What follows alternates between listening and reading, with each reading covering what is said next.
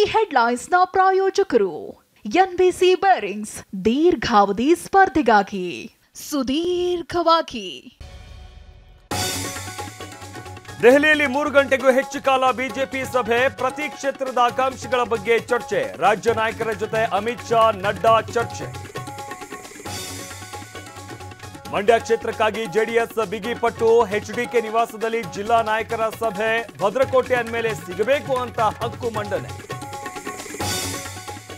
ಮತ ನಮ್ದು, leadership ಬೇರೆಯವರದ್ದು. Election ಹೊತ್ತಲ್ಲಿ ದಲಿತ ಸಿಎಂ ಕೂಗೆಬ್ಬಿಸಿದ ಮಹದೇವಪ್ಪ. ಮತ್ತೆ ಮುಳುಗಿದ ಡಿಕೆ ಸಿಎಂ ಘೋಷಣೆ. ಮೋದಿ ಮುಖ ನೋಡಿದ್ರೆ ದರಿದ್ರ.